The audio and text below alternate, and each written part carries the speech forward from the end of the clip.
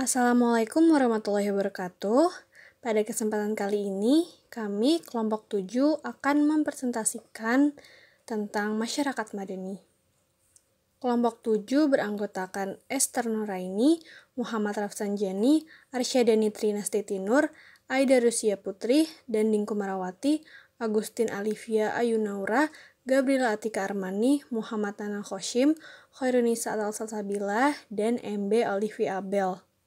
Pertama, kita akan membahas tentang definisi masyarakat madani. Madani berasal dari kata Madinah yang berarti kota, menunjukkan banyaknya aktivitas, dinamis, dan penuh dengan kreativitas. Secara umum, masyarakat madani adalah suatu masyarakat yang beradab dalam membangun, menjalani, dan memaknai kehidupan. Menurut PBB, masyarakat madani adalah masyarakat yang demokratis dan menghargai hak-hak tanggung jawab manusia. Menurut Nurholis Majid, masyarakat madani merujuk pada masyarakat Islam yang pernah dibangun Nabi Muhammad SAW di negeri Madinah. Sedangkan menurut WJS Purwadarminto, masyarakat madani berarti masyarakat kota. Akan tetapi, masyarakat madani di sini tidak asal masyarakat perkotaan, tetapi memiliki sifat yang cocok dengan orang kota, yaitu berperadaban. Selanjutnya adalah unsur dan syarat masyarakat madani. Unsur-unsur masyarakat madani terdiri dari wilayah publik yang luas, demokrasi, pluralisme, toleransi, dan keadilan sosial. Sedangkan pilar penegak masyarakat madani diantaranya LSM, supremasi hukum, pers created using, perguruan tinggi, dan partai politik. Nah, syarat masyarakat madani itu basic need, berkembangnya human capital dan social capital, tidak ada diskriminasi, adanya hak kemampuan kesempatan, adanya persatuan antar kelompok, terselenggaranya sistem pemerintah, adanya jaminan, kepastian, dan juga kepercayaan. Selanjutnya saya akan melanjutkan ke karakteristik masyarakat madani. Karakteristik masyarakat madani itu ada 6. Yang pertama, lahir secara mandiri, keanggotaan bersifat sukarela, mencukupi kebutuhannya sendiri atau swadaya, bebas dan mandiri dari kekuasaan negara sehingga berani mengontrol kebijakan negara, free public sphere yang diartikan masyarakat sebagai warga negara itu memiliki akses penuh untuk setiap kegiatan publik dan warga negara berhak melakukan kegiatan secara merdeka dalam menyampaikan pendapat yang berserikat. Kemudian yang terakhir, musyawarah dan demokratisasi, ketujuh penegakan hukum dan keadilan pada siapapun dan kapanpun, kedelapan toleransi dan pluralisme. Selanjutnya saya akan membahas tentang pembentukan masyarakat madani. Melihat panjangnya fenomena akan krisis kedaulatan negeri, mantan Presiden B.J. Habibie menggalakkan pembentukan masyarakat madani sebagai solusi memperbaiki keadaan negeri. Habibie membentuk Tim Nasional Reformasi Menuju Masyarakat Madani pada tanggal 7 Desember 1998 untuk merumuskan konsep masyarakat madani. Harapan dan cita-cita dalam pembentukan masyarakat madani ini terkandung dalam Undang-Undang Dasar 1945 tentang penghidupan yang layak bagi kemanusiaan adalah hak seluruh warga negara, fakir miskin, dan anak-anak yang terlantar dipelihara oleh negara. Oleh sebab itu, perekonomian diusahakan bersama. Bumi, air, dan kekayaan alam yang terkandung di dalamnya dikuasai negara untuk kemakmuran rakyat. Selanjutnya, kita akan membahas tentang perspektif masyarakat madani dalam Islam. Masyarakat madani diambil dari kata madaniyah yang berarti peradaban. Dengan begitu, masyarakat madani itu merupakan masyarakat yang beradab dan berkeadaban. Istilah masyarakat madani yang dipopulerkan oleh Naqib Al-Attas ini merupakan terjemahan dari kosakata bahasa Arab, yaitu mujtama' madani, yang secara etimologis mempunyai dua arti. Yang pertama adalah masyarakat kota, karena madani adalah turunan dari kata bahasa Arab Madinah yang berarti kota. Yang kedua yaitu masyarakat yang berperadaban, karena Madani adalah juga turunan dari kata bahasa Arab tamadun atau madaniyah yang berarti peradaban, dan dalam bahasa Inggris ini dikenal dengan civility atau civilization. Oke, sekarang kita akan bercerita pada saat zaman Nabi dulu nih. Kita mau flashback. Menurut sejarahnya, setelah 13 tahun Nabi membangun landasan tauhid sebagai fondasi dasar masyarakat Mekah, Allah memberi petunjuk kepada Nabi Muhammad SAW untuk hijrah ke Yastrib. Sesampainya di Yastrib, Nabi Muhammad SAW mengubah nama Yastrib menjadi Madinah.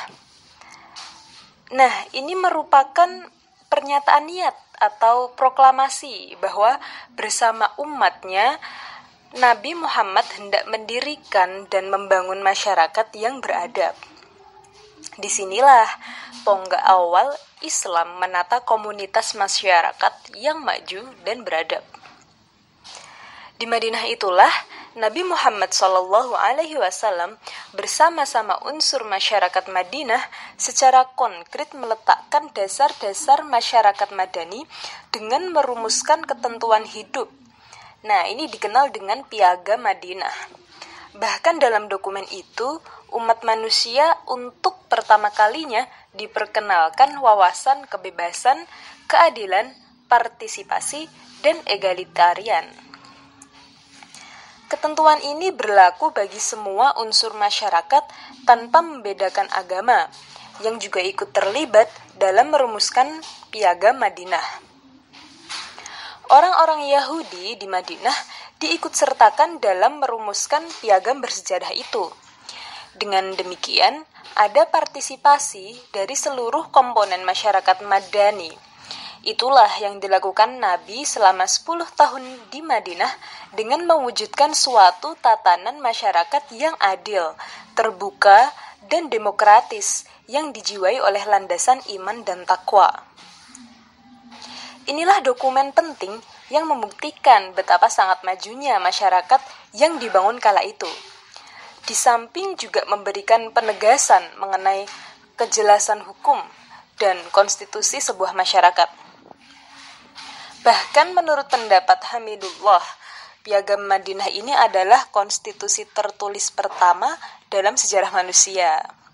Konstitusi ini secara mencengangkan telah mengatur apa yang sekarang orang ributkan, yaitu tentang hak-hak sipil atau civil rights, atau lebih dikenal dengan hak asasi manusia, dan itu jauh sebelum Deklarasi Kemerdekaan Amerika atau American Declaration of Independence 1776 dan Revolusi Prancis 1789 dan juga Deklarasi Universal PBB tentang HAM 1948 dikumandangkan. Nah, secara formal, Piagam Madinah itu mengatur hubungan sosial antar komponen masyarakat. Pertama, antar sesama muslim, bahwa sesama muslim adalah satu umat walaupun mereka berbeda suku. Yang kedua, itu hubungan antara komunitas muslim dengan non-muslim, didasarkan pada prinsip bertetangga yang baik, saling membantu dalam menghadapi musuh bersama, dan juga membela mereka yang teraniaya, saling menasehati, dan juga menghormati kebebasan beragama. Namun, secara umum, sebagaimana tercantum dalam teks, Piagam Madinah mengatur kehidupan sosial penduduk Madinah secara lebih luas. Ada 2 nilai dasar yang tertuang dalam Piagam Madinah, yang menjadi dasar bagi pendirian sebuah negara Madinah di kala itu. Pertama, itu prinsip kesederajatan atau keadilan. Bahasa Arabnya, al-musawwah wa al-adalah. Yang kedua, itu adalah inklusivisme atau keterbukaan.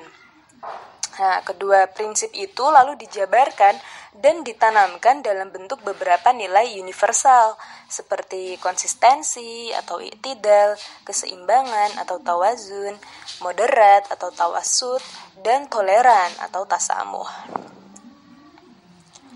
Nah, semua prinsip dan nilai di atas itu menjadi dasar semua aspek kehidupan, baik politik, ekonomi, hukum di masa itu, sehingga masyarakat madani yang diidealkan itu secara empiris pernah terwujud di muka bumi ini, bukan sekedar impian. Nah, dengan begitu, itu konsep umum dari masyarakat madani atau al-mujtama al-madani itu berpedoman pada pola hidup masyarakat yang berkeadilan dan berperadaban. Di dalam Al-Quran, kehidupan masyarakat madani adalah baldatun thayyibatun wa rabbun ghafur, yang diartikan sebagai negeri yang baik di atas keridhaan Allah. Hal ini sejalan dengan pengertian masyarakat ideal, yaitu masyarakat di bawah ampunan dan keridhaan Allah, serta yang menjunjung tinggi rukun iman, rukun Islam, fungsi iman kepada Allah, dan hukum syariat lainnya. Berikut ini 3 ciri-ciri dasar bangunan sosial masyarakat muslim. Yang pertama, ta'awun, yaitu tolong-menolong. Yang kedua, takaful, yang artinya saling menanggung. Dan yang ketiga, tadhamun, yang artinya memiliki solidaritas. Yang selanjutnya adalah perspektif masyarakat madani di Indonesia. Secara historis, perwujudan masyarakat madani di Indonesia itu sebenarnya sudah mulai dicita-citakan semenjak terjadinya perubahan sosial ekonomi pada masa kolonial, terutama ketika kapitalisme mulai diperkenalkan oleh Belanda. Hal ini ikut mendorong terjadinya pembentukan sosial melalui proses industrialisasi, urbanisasi, dan pendidikan modern.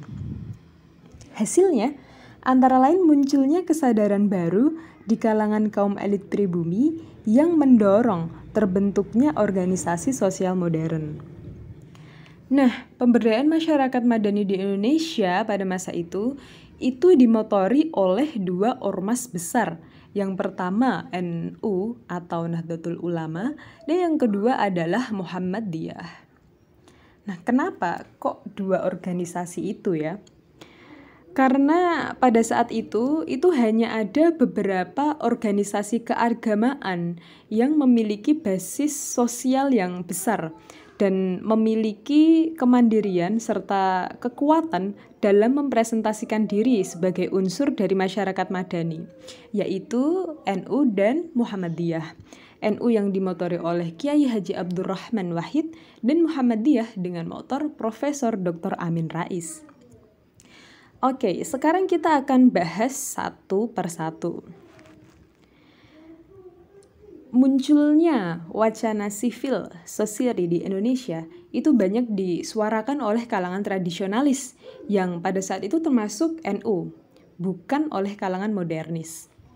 Hal ini bisa dipahami karena pada masa tersebut NU adalah komunitas yang tidak sepenuhnya terakomodasi oleh negara, bahkan dipinggirkan dalam peran kenegaraan. Di kalangan NU itu dikembangkan wacana civil society yang dipahami sebagai masyarakat non-negara dan selalu tampil berhadapan dengan negara. Kebangkitan wacana civil society dalam NU itu diawali dengan momentum kembali ke Khitah 1926 pada tahun 1984 yang mengantarkan Gus Dur sebagai ketua umum NU. Terpilihnya Gus Dur sebagai presiden sebenarnya menyiratkan sebuah problem tentang prospek masyarakat madani di kalangan NU. Karena NU yang dulu itu menjadi masyarakat non-negara dan selalu menjadi kekuatan penyeimbang, kini telah menjadi negara itu sendiri. Hal tersebut memerlukan identifikasi tentang peran apa yang dilakukan dan bagaimana NU memposisikan diri dalam konstelasi politik nasional. Bahwa timbulnya civil society pada abad ke-18 itu dimaksudkan untuk mencegah kaitan Bapak Amin Rais sebagai motor penggerak Muhammadiyah dalam penguatan masyarakat madani di Indonesia itu ditunjukkan dengan adanya isu suksesi yang digagas oleh Bapak Amin Rais pada Tanwir Surabaya 1993 yang memperoleh respon sangat luas dari berbagai pihak, khususnya pejabat negara. Demikian pula dengan gagasan beliau tentang korupsi, kasus Freeport, dan juga kasus Busang. Langkah penting yang tidak bisa diabaikan adalah pernyataan kesediaan Bapak Amin Rais sebagai calon presiden pada tahun 1997 yang kemudian diikuti dengan makalah beliau pada Ramadan di kampus UGM yang berjudul Keharusan Suksesi 1998. Itu telah membawa masuk Muhammadiyah ke jantung perdebatan politik, sosial, ekonomi, dan kemanusiaan di Indonesia. Apa yang dilakukan Amin Rais sebenarnya sebagai bagian dari interpretasi ideologi Muhammadiyah, yakni ideologi amar ma'ruf nahi mungkar. Dalam konteks keragaman gagasan dan varian-varian civil society itulah posisi Muhammadiyah dapat dipotret sebagai suatu kekuatan masyarakat yang oleh sebagian kalangan itu dimasukkan dalam kelompok civil society. Nah, karena kuatnya hubungan negara ini dengan Muhammadiyah, bahkan ditunjukkan pada saat kepemimpinan Bapak Presiden Soeharto itu secara terbuka telah mengakui bahwa dirinya adalah anak didik Muhammadiyah. Nah, begitu eratnya pula hubungan antara NU dan Muhammadiyah dalam menguatkan masyarakat madani di Indonesia.